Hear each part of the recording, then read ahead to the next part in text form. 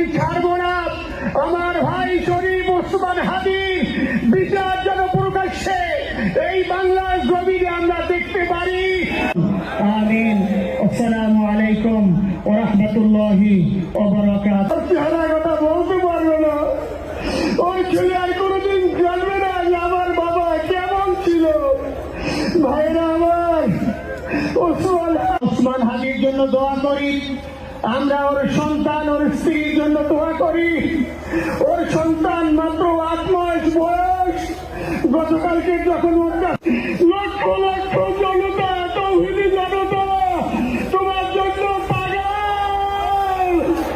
ওসমান, তুমি মরো নাই, তুমি আমাদেরকে পাগল বানাই দিয়ে গেছো।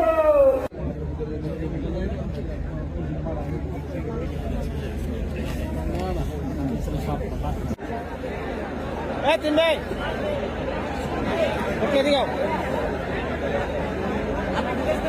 নিচে নিচে এদিকে একটা 30 সেকেন্ড একটা ছবি তুলে একটা